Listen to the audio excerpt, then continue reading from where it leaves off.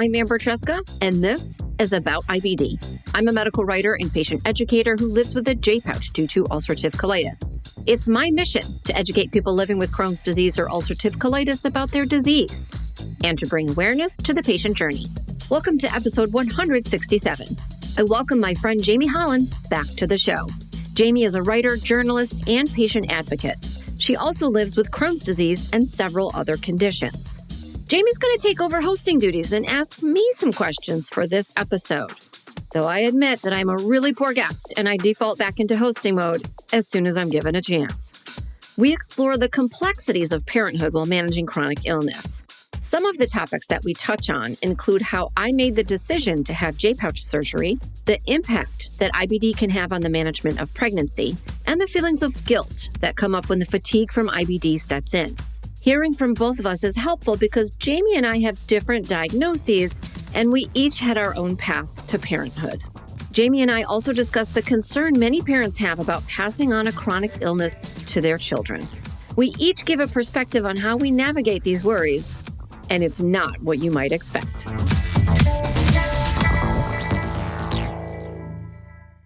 Jamie, welcome back to About IBD. Hi, thanks for having me. Oh, it's my pleasure. I wonder first, Jamie, if you could briefly introduce yourself. Absolutely. Hi, everyone. My name is Jamie Holland, and on social media, you can find me at Pretty Rotten Guts. I'm a Crohn's patient. I also have psoriasis and psoriatic arthritis, and a host of other fun medical conditions that come along with having the IBDs. Yeah, they're all a good time, aren't they? And you're kind of like collecting them all, like you're, They're Pokemon. my little Pokemon. I don't know. All right, Jamie, I first want to set up the premise for this episode because I asked the community at large for some questions that I could answer from my perspective. So for once, making an episode maybe a little bit more about me than it normally is. And some really great questions came through that I would be so excited to answer. And Jamie, I know that you have been dying to be the one asking me the questions yourself as a journalist. So I asked you to host and feed me the questions that I could answer. So I'm just going to hand it over to you and let you be the host of About IBD.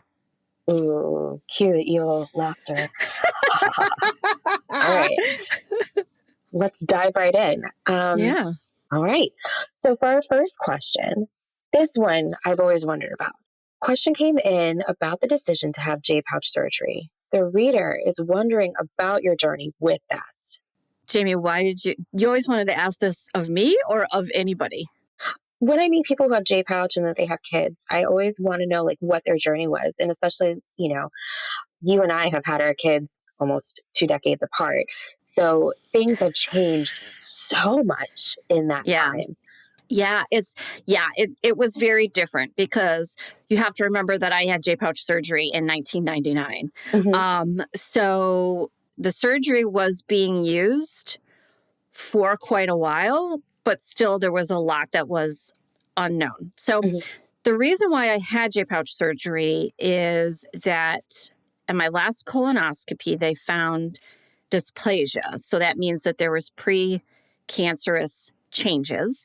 And that makes sense because I had about 10 years of pretty active disease. You'd have to understand that between 1989 and 1999, there were not any advanced therapies. And by that, I mean things like biologics. Okay. So I had a couple of choices at my disposal. One of them you cannot use for the long term, even though I was on and off it a lot. The other one worked for a while and then didn't work quite as well. So it was a lot of inflammation over a period of 10 years. Now, after 10 years, it may be around 8 with ulcerative colitis, that your risk of colon cancer starts to increase. And it's because of that inflammation. So that's what happened there.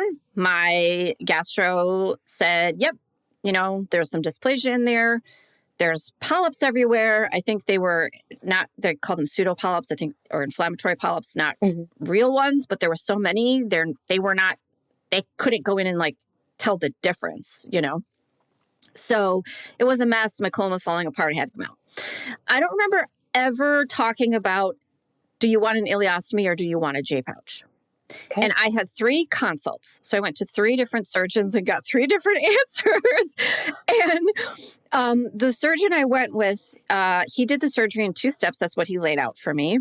Mm-hmm. And it resonated with me at the time. So I had an ileostomy between steps 1 and 2. The first step was colectomy, J pouch creation, placement of ileostomy. Second step is reversal of the ileostomy, and then you're using the J pouch and going to the bathroom out of your bottom again. So I don't think any of my consults ever wanted to place an ileostomy on me. I don't think that was ever really put forth as a choice, and I don't think I ever seriously considered it. We also didn't know a lot then, and not that it would have changed my decision at all, but we did not know what long-term effects would be. I was 26. I was not yet married. Mm-hmm. That shouldn't make a difference, but maybe it did with the surgeons that I was talking to about how it would affect your future, and as far as not just fertility, but also pregnancy. So we didn't know a lot. My surgeon told me everything that he could. And by the way, I did something that I would tell people not to do, but I did it anyway. When I saw the surgeon that I decided to go with, it sounds very weird as picking a surgeon, but I did. I picked a surgeon. But it was absolutely the right choice, even though when I asked him how many J pouch surgeries he had done, it was 6. Yeah. But he trained under Dr. Fazio, and I won't say a lot more about him, Mm-hmm. but he was absolutely the right choice, was an absolute rock star, just so happened to be living in the same town that I lived in. So kind of got, I don't like saying lucky. I don't like that word luck, but that's kind of what happened. Yeah. And when I had the ileostomy, my ileostomy was perfect, and it was perfect, beautiful little stoma. It went really well. So much so that when I went back for my reversal, I remember being prepped for surgery and looking at now my husband, then fiance, and saying, why am I having more surgery?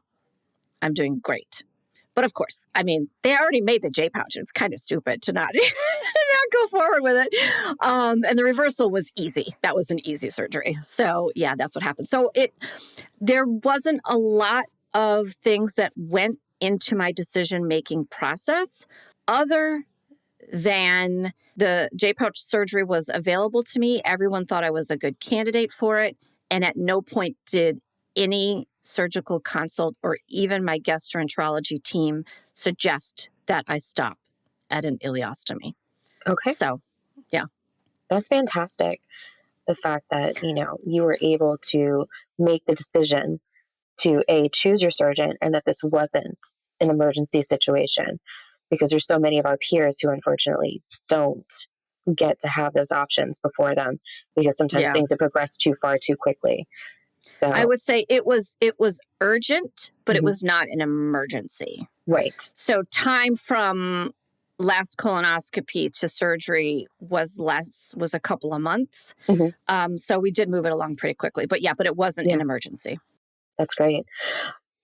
When you were going through this process with interviewing your surgeons, was the topic of fertility ever brought up when the J pouch was first discussed? Yeah, it was only one of the surgical consults, and that was the one that I Okay. went with, who brought it up. And I had talked about fertility, not necessarily fertility, okay? Because with the J pouch, what you're concerned about mostly is fertility. Mhm. With IBD in general, what I was concerned about when I was younger was not so much fertility, but pregnancy and being able to carry to term. And I had asked my various gastroenterologists over the years about that. And as a matter of fact, I wrote, this is what I wrote my college entrance essay on, believe it or not. I interviewed my healthcare team about IBD and about different things. And fertility was definitely, and pregnancy was definitely one of the things that we talked about. And at that time, my gastroenterologist gave me his opinion on how he would manage my care should I want to become pregnant.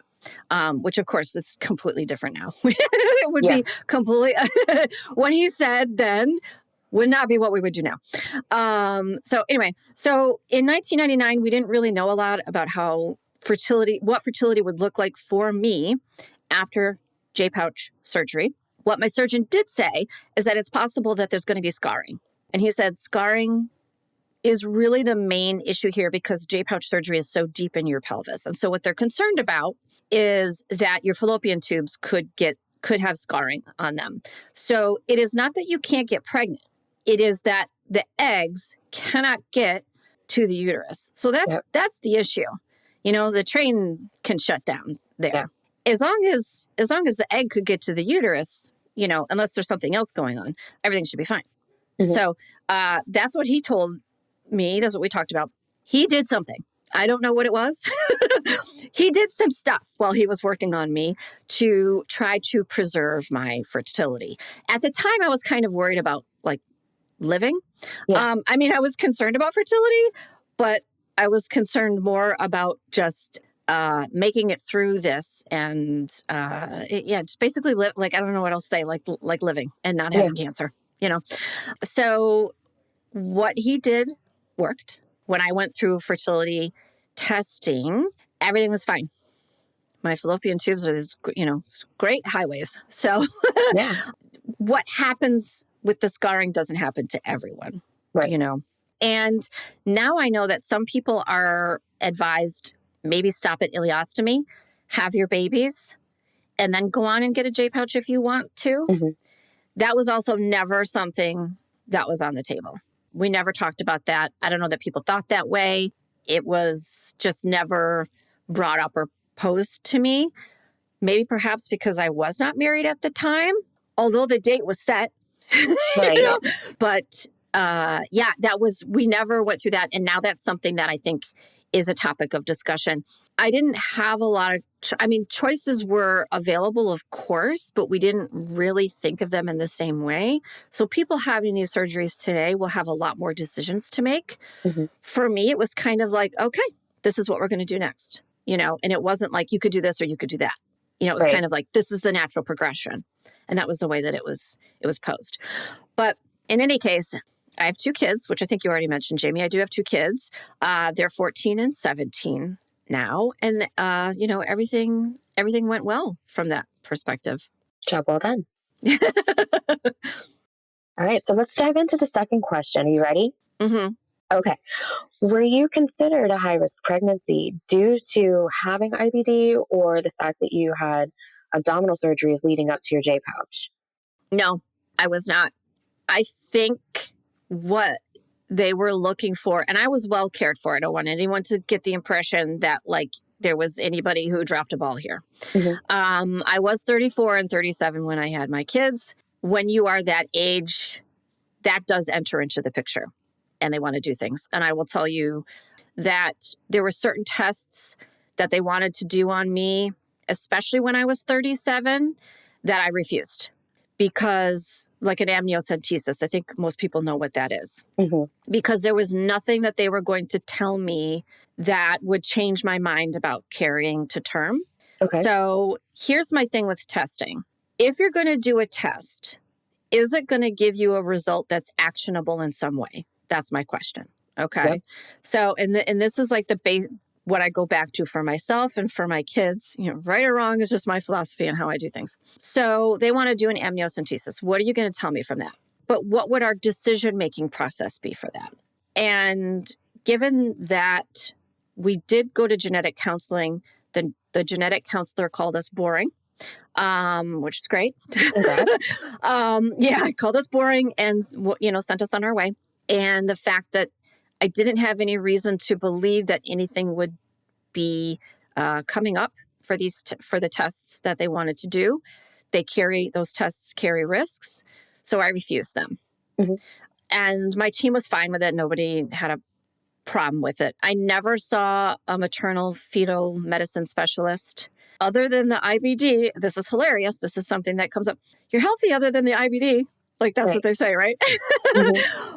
But meaning no diabetes, no hypertension, no cardiovascular disease, nothing like that. I saw probably every OBGYN in the practice while I was pregnant. So they were all familiar with me. They talked about me when I wasn't there, which I thought was awesome because I don't know that they had any patients like me. There was an extra ultrasound here and there, especially in the beginning, but that was it. There was nothing else that we needed to do. That was in 2007 and 2010. 1990 still seems like 10 years ago to me. So I'm, Right. my perception is a little off. But Jamie, I know for you had your daughter. Your daughter is a preschooler. So what did they say to you when you were pregnant? It was really interesting. I mean, being diagnosed in my early 20s, but also basically having this disease since early childhood. I'm a unicorn because I've never had surgery. And knock on wood, we can continue that trend. But my comorbidities with having Crohn's disease for so long that went untreated, aside from having some little tiny helpers to try and quell the inflammation from time to time, it was iffy. So I had some doctors who were like, yes, go for it. And I had some doctors who said, no, don't. But once I hit the remission phase in 2016, a lot more green lights started going up. So when my husband and I were seriously considering, my doctor said, let's wait until your next colonoscopy. Let's take a look around and we'll discuss after that. And we did. And she's like, I don't see any reason why you should not consider if you guys want to. So we took that step and we waited and we waited. And something happened between 2020 and 2021 that kind of put the world on its side. And nothing was happening for us. And I'm pretty sure that I had a very, very early miscarriage. And I was actually at a medical conference with you when that happened. And I just said, well, I guess I'll call the specialist in January. This was December of 2019. Right. And so January of 2020, I'm sitting there going, do we try again? I'm like, I'm going to wait another month and I'm going to call the specialist.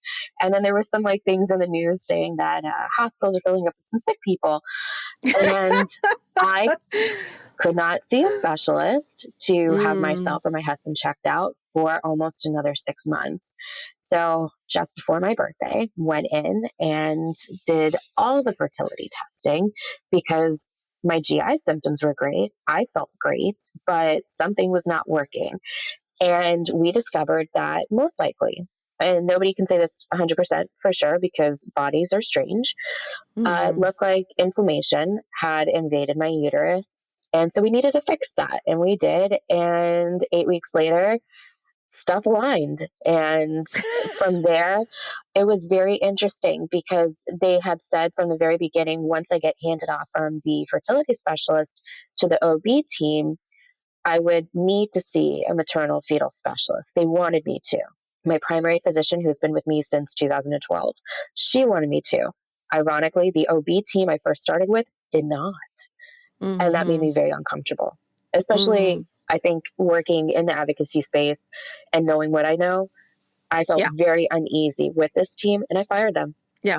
And thankfully my doctor got me in with the high risk team at the local university center. And they also had their own MFM. So literally I had 2 sets of highly trained specialists for delivery aspects and for just monitoring of my health comorbidities. And I was geriatric pregnancy at 39. And so they were also watching for that. It wasn't just the IBDs.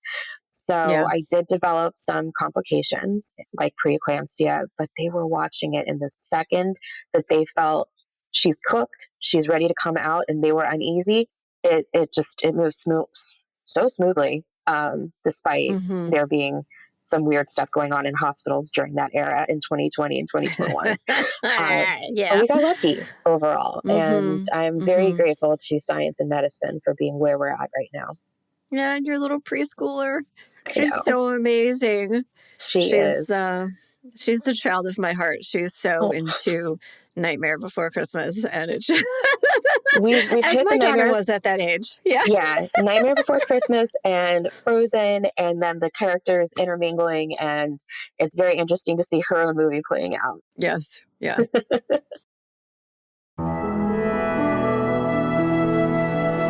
Up next, how we think about the idea that we might pass on IBD to our children.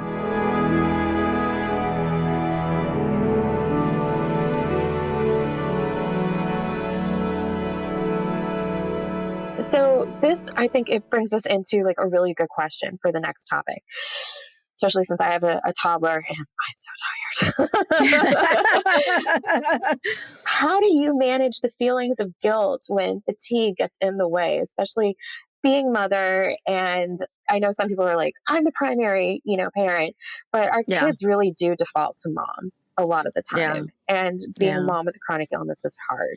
Yeah, it is. And it's like, I don't know what it's like to not be. So I don't know how to compare and contrast that. And I try not to do that because I don't know, it brings out some big feelings in me. But, but yeah, the fatigue is real. I remember in the beginning going to my OBGYN and like being like, you have to test my thyroid like over and over. And she was like, Amber, you're a mother. You're going to be tired. There's nothing wrong with you. Move it along. Because I was looking for something actionable. I was looking for something to do. I will say that the fatigue, it's a big topic. I think there are ways to deal with it, but it's not always an easy solution. It's multifactorial.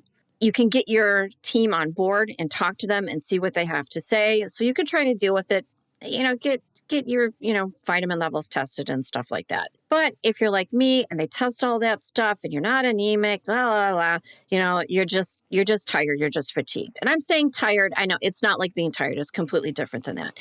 But if there is something and you can solve it. If you can get somebody to help you with this and try to put some things in place, and they might be lifestyle changes more than medication or supplements, to be perfectly honest, like putting down the phone an hour before bedtime. Look, that shit ain't going to happen in my house.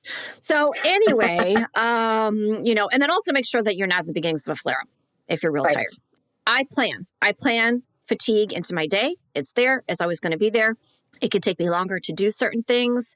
It also might mean that if I want to do fun things with the kids on the weekend because they're out of school and they don't have activities or whatever, I may have to prioritize Friday's a rest day, Monday's a rest day, that type of thing. And it's not fair. I don't like to compare. I see other parents that are like, go, go, go all the time and doing all of this stuff. I try not to compare because I know I'm the right mom for my kids and I know that I'm doing the best that I can. So let me just put that out there. All right. So I'm working on reframing, Jamie. It's something that I think you really have to focus on if you're not used to it. There are some people it just comes really naturally. It does not come naturally to me. So when the fatigue hits, something that I try to reframe is that I think of it, we're not having a time out, we're having a time in. You're working all week. You need the weekend to rest. Look at that as, okay, I'm resting, but I can also reconnect with my kids. And some of the things that I've done, and every family is going to be different as I try to make that time special. My kids are not allowed in my bedroom. Okay. But on a weekend, special time, come in, not anymore. They're teenagers now, right? But when they were little, come into mom's bed, we'll watch a movie together, that type of thing. Also, you're not allowed to eat in the living room. We eat dinner at the table as a family. I know I sound like such an authoritarian parent. I'm really not. I just have some rules. But, maybe when I'm fatigued, we have a picnic in the living room and it's like easy, something like chicken nuggets or whatever. And for them, amazing. They loved that kind of thing. So it's just like, that's what made sense for my family. And as my kids got older, and this is another thing that gets a little, I think, controversial, is that I've taught my kids how to take on household chores. I love that. So it's a little tricky, but at every stage, they can do something. Even little kids can put away their own toys. School-age kids can clean their room, change their sheets. My teenagers know how to cook. They know how to do their own laundry. They can do other laundry.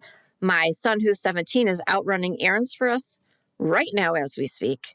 I've taught him how to do that. It's what makes sense for your family. And it sounds a little weird to pass off household chores to a kid, but do it. Our job as parents is to help them learn to live without us anyway. So Right. you're doing yourself a favor, and you're also doing them a favor by teaching them these things. All right. And then the last part of it would be the guilt. And I'm not maybe the best to help anybody with this, but here's what I'm going to say. Just let it go. You got to let it go. I know I'm always working towards being the best mom that I can be. I know that in my heart. And I provide my kids with everything that I can. I've enjoyed every age, every stage, even when they're doing crappy things, which was not that often, really. My kids have been amazing. I have let go of the guilt because I'm the right mom for them. And sometimes I take a day to myself. Yeah, I do. And then I hand off the parenting to someone else. And I have a supportive spouse, and I have amazing friends who have also taken my kids for a day here and there. And, that has made all the difference. So, I mean, that's how I handle it. How do you think about these things, Jamie? How do you think about the guilt? Yeah, it's interesting because at the height of my sickness, before hitting remission, I was taking care of my cousin's kids, and they were 4 and 6 years old, and they were very, very active and very emotional and so full of everything. And that really, thankfully, gave me a foundation now for as my daughter has been growing and going through her phases from infant to not infant, not toddler, but somewhere in between, and now full toddler mode. And the guilt is definitely there when I'm tired. But I think because she has grown up with me having this fatigue, it's a different kind of guilt because with the littles 10 years ago, they, yes, only knew me as having a condition that makes me tired. And also sometimes I have to be in the bathroom. I internalized that guilt, for not being Right. able to maybe take them out and go for a walk around the block just in case I needed to be closer to home. Or, I'm getting hangry because I'm letting them eat, but I'm not eating with them until we get home, kind of thing, because I was always worried about, okay, I can't take them both into the bathroom with me because they don't want to be in the bathroom with me if I need to. So Yes. I was always Yes. game planning like that. But it's totally different when it's a smaller human, because they're so portable and you can bring them into the bathroom with you. But Mm-hmm. going back to that fatigue part, she loves to lounge, which is great. And we've made PlayStations in each of the rooms. So she has toys in each of the rooms, and we try to keep those toys in those rooms and maybe swap them out so it feels fresh in that room. Yes. But we always have stuff to occupy her. And even though I know they're like, don't do screen time has been what has helped her communicate the most with us and learn language. So we monitor it. And so sometimes maybe we'll all be on screens at the same time. But from time to time, either me or my husband will look at what she's watching and interact and ask questions. So we're still trying to make it educational, yet one of us is resting, that kind of thing. And even in the bathroom, if I'm in there, I have little PlayStations, or I'm like, go ahead, climb into the bathtub. The water's not on, but your toys are there. You can still play with them. Do you want to get bubbles and play in the shower while mommy's in here? Let's do that. So I try to make it fun for her and not boring when I need to be boring, sick mommy. But I think that they don't think of it as boring, sick No, it's all me. It's mommy. internalized Yeah. guilt. Yeah. Yeah, it's internalized. I think that's important to Yeah. remember. All right, Jamie. I think we have one last question, and it's a doozy. It is. It is. Are you ready? I'm ready. All right. Okay. So our third question is, before you got pregnant, did you worry you would transfer IBD to your kids? Nope. Is that such a weird, I mean, Nope. it's so funny because it's just like being in a different era, diagnosed in a different era, probably just frankly a result of having less information at the time. Agreed. And I'm so big on information and education, so it's really weird for me to say it, but I knew ignorance maybe was a little bit of bliss. So yeah, no, I didn't worry about that before I got pregnant. When I was diagnosed, we didn't know a lot about the genetics. There are other people in my extended family who live with an IBD. Okay. It doesn't make sense. It's not like something that's handed down from parent to child. Right. It's not that linear. That was always known. Now we know more about genetics, but also we have to understand that it is not just the genetics. It is the genetics, and then it is an environmental trigger, probably more than one at a Mm-hmm. time. Mm-hmm. And things like a dysbiosis in your microbiome, in the friendly, helpful bugs that live in your gut. So it's a lot of things going on there before IBD develops. Okay, so we now know if one parent has IBD, yes, children have an increased risk, but it is low. How do I say this? The chances are higher that your kids are not going to get IBD Yes. than there is a chance that they are going to get IBD. Right. I hesitate to give numbers because studies give different numbers on these things, but I feel confident in saying that it is very low. Okay. So now, if you have two parents with IBD, the risk does go up, but still, your kids are more likely to not have IBD than they are to have it. Okay. It does cross my mind, though. Okay. The kids, toddlers, they get that toddler diarrhea, Oh, yes. especially when they're adding new foods to their diet or they're School. like drinking too much juice, school, norovirus, whatever. They get diarrhea. Yeah. I mean, I'm not freaking out, Mm-hmm. but I'm also making sure that that things are getting better. And this is another thing that I use for myself and also for my family. I will give it 24 to 48 hours. Mm-hmm. If it is not improving, then we need to take action.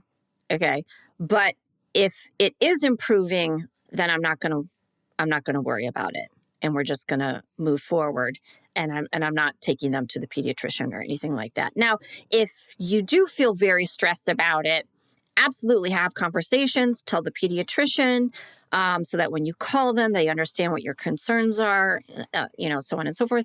But that hasn't been my experience. I just try not to worry about it too much. There's very little that's under my control as far as that's concerned. One of the things that I do, and somebody might fact check me and not like that I say this, but I keep my kids away from antibiotics as much as I possibly can. I try to make sure that they're eating a whole food diet as much as I can, but these things are not completely under my control. So I also had to let it go. One of the kids got bronchitis. Yeah, had to do the antibiotics. Yep. Had to do it. What are you going to do? Super sick for 3 days. Got to give them the antibiotics. Yep. But I'm very careful to try to monitor those things and keep them low. And then, I let them eat dirt when they were little. They ate a lot of dirt. Trying to build that microbiome because it is between 0 and 3 that it is developed. Yeah. So you want to make sure that you're giving them the best chance at that. And then if I had to do it over again, I would probably get a dog. And I can put some research in the notes so that people can look into that for themselves. I love that anecdote.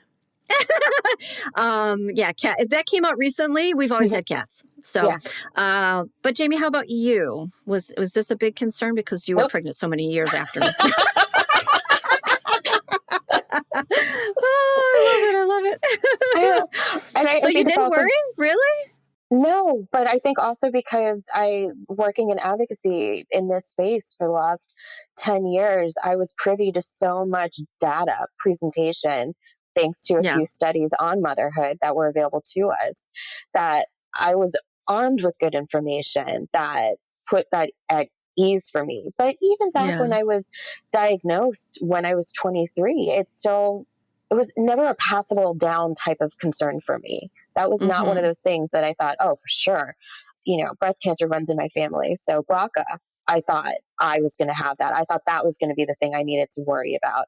I don't have it. I did the genetic testing. Yeah. But that was my concern about passing down to a future child, really, even after the Crohn's diagnosis. And my diagnosis was confirmation. It was always thought, but confirmed finally. So, when family planning time came and we did the genetic testing, I'm like, there's still no way to show if you could pass anything related to our disease down to the child. We're not at that point yet in the genetic testing prior to getting pregnant. But we were good. We got the green light. We were called boring as well. We were what they loved to see on the reports. And we did the Yeah. genetic profiling. I thankfully did not have to even think about doing an amnio when I was pregnant, just because they're able to do a smattering of blood work now.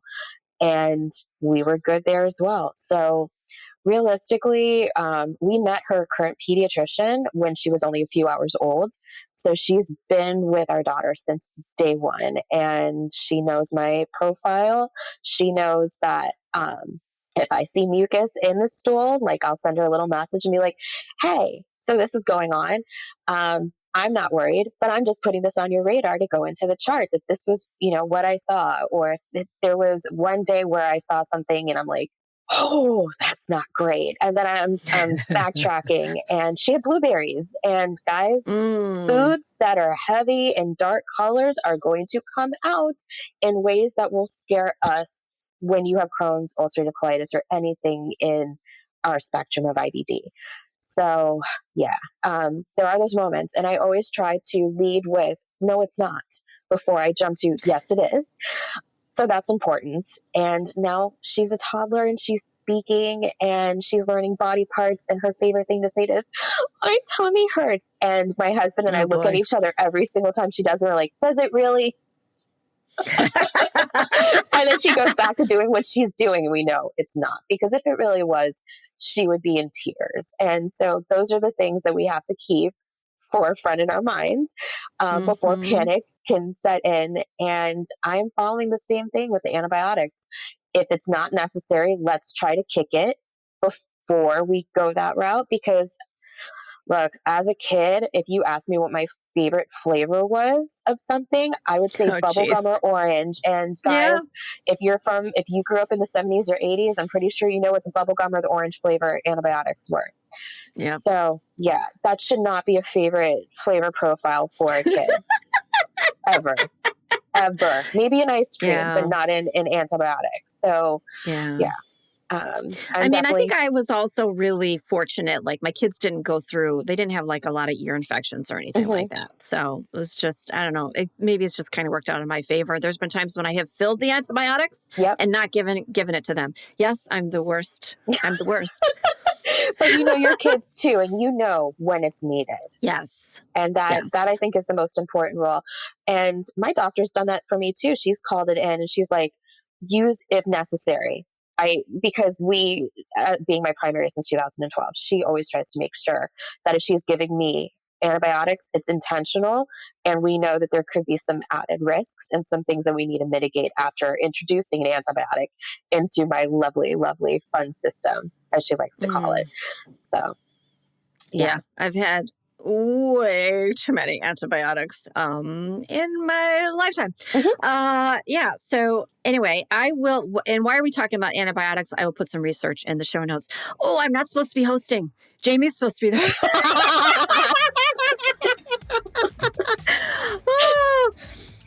It's been in. Jamie, thank you so much for stepping in, for hosting, for agreeing to do this with me. I really appreciate your perspective. Thank you so much for sharing all of that.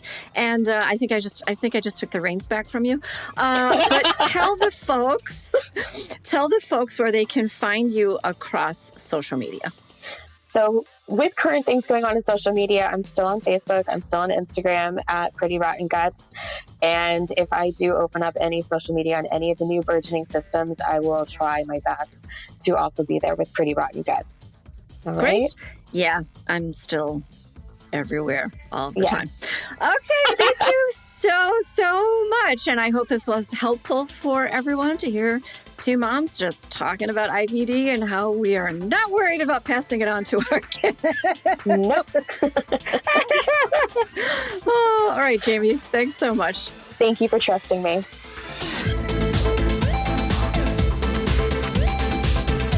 Hey, super listener.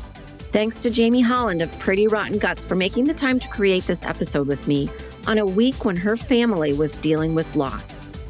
And I think at the end of the day, this is the thing that defines parenthood with IBD the most. Life doesn't slow down or take a break while we're in the bathroom. And we have to find a way to roll with what comes and be at peace with our decisions.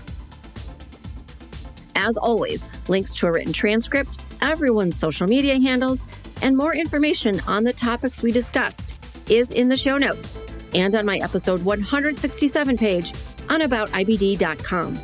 Thanks for listening, and remember, until next time, I want you to know more about IBD. About IBD is a production of Mal and Tal Enterprises. It is edited, written, produced, and directed by me, Amber Tresca. Mix and sound design is by Mac Cooney. Theme music is from Cooney Studio.